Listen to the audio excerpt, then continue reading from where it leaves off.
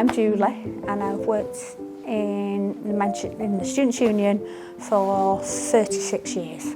I came here to cover maternity leave of a lady called Ruth. Ruth lived on my road. She came to my mum and dad's house and said, "Can you come and help me?" And that was it.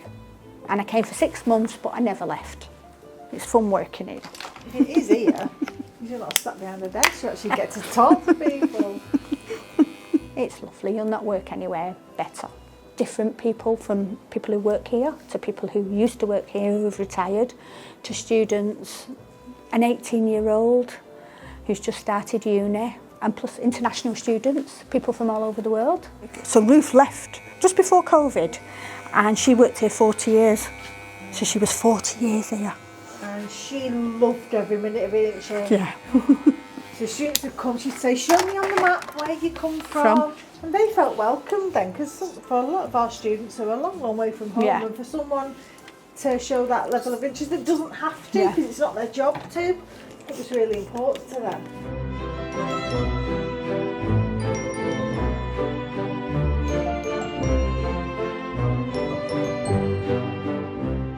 You know where Bill Cole's Bikes is in the basement? So Bill Cole's Bikes, the layout was very different. There was 2 shops. So there was me and Ruth that did the females, because this is the 80s, things were very different. And there was a guy that did the guys called Eric. And we shared a waiting room, but we had these 2 massive shops each. We did that 10 years and then Eric died. And then the university asked me and Ruth, would we do the guys? Moved up here, it'll be 6 years in September. And how do you like this place? This is better. Oh, this is brilliant. Got a window. Do you get more business up here though, Julie? It's varied now. So when we were downstairs, it was mostly the guys, because it was a bit scruffy, and the girls really didn't want to come in there. Because I remember when you moved up here, one of the things that was an issue was that downstairs you guys were able to cut the hair of the Muslim ladies. Yes, can't do that now. Because it was all enclosed and you could shut the door. Can't shut doors. And nobody could come in, so they don't. So they didn't show their hair to any men. Yes, so now I can't do that now. That's a shame, isn't it? Yeah, that was a bit of a. But there's nothing they can do because of all the windows. No, it was lovely because they just cut, and they felt like nobody was watching them, so they could just be themselves. And I got locked in this building once nearly. No, one Christmas, I came into work. I sat downstairs, there was nobody around, I was having a coffee, reading my book, waiting for people. I knew it'd be quiet, and there was nobody in the building. I didn't realise. It had started to snow. I didn't see it because there's no windows. And they had basically told all the staff to leave, but forgot about me.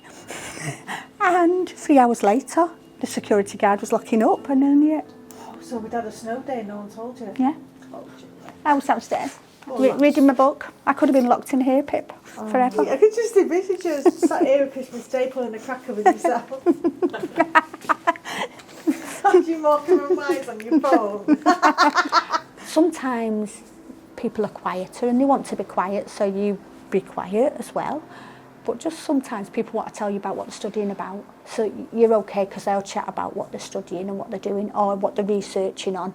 I had an academic once, he didn't know what a hairdryer was. Oh, no, truthfully, he didn't know. I could pick the hairdryer up and he jumped and he went, "What's that?" Because he was so engrossed in his work that life didn't matter. Anything else didn't matter.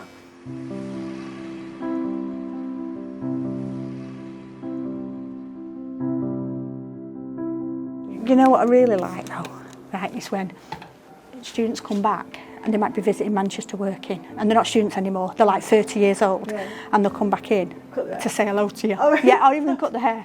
I've had that, I can't tell you how many times. Yeah, that is lovely.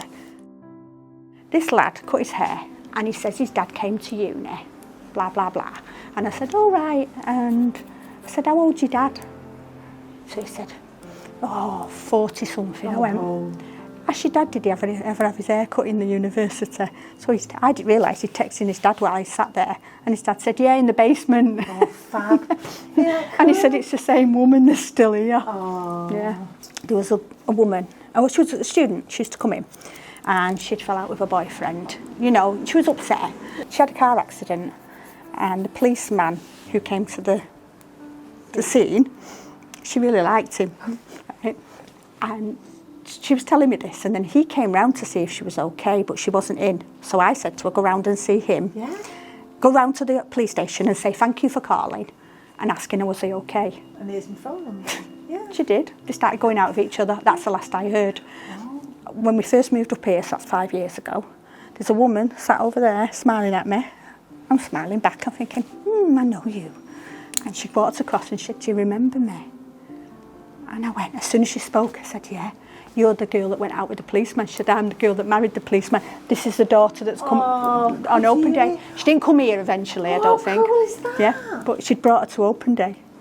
I missed it during COVID. Yeah. I missed the interaction with the young people. What did you do? Nothing, it was boring. It was boring because I couldn't do anything, so you just stay at home. That's what I did. I talked to my cats. No, but I talked to them like they were humans. I actually got to the point that I was... You just like cutting their fur? No, I didn't actually. I wouldn't chance that with my two. Have you ever really messed up someone's hair? No, I remember one guy. This actually determines how I now do clipper cuts, right? Because he said, short, number one, everywhere. So I said, okay. And I just went with the number one, straight on the top. Shh. And his face. I don't think he realised how short a one was. So he had literally nothing. Yeah. Yeah. He still came back and had his hair when it grew. But what did he have after? No, yeah. Well, I'd love to work here as long as I can. I think you can retire at 67. That's when you get your pension. So I'm 56 now, so nearly 57. So I've got like just over 10 years. If I'm fit enough, I'll stay here. I'll keep going. Because people will always need their hair cutting. I think think only be a barber or a funeral director. So Oh, yeah. services are always guaranteed. Yeah. Do you want a piece of carrot cake? No, I'm being good. Look at me. Yeah. So Tara is the cleaner in this building in the afternoons, but Tara lives near Park Bakeries that make cakes for Marks and Spencer's. She goes across the road, gets me cakes.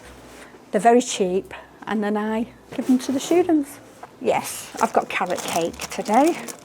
There's nothing the matter with them, they're just not perfect. Yeah, you can have that here later.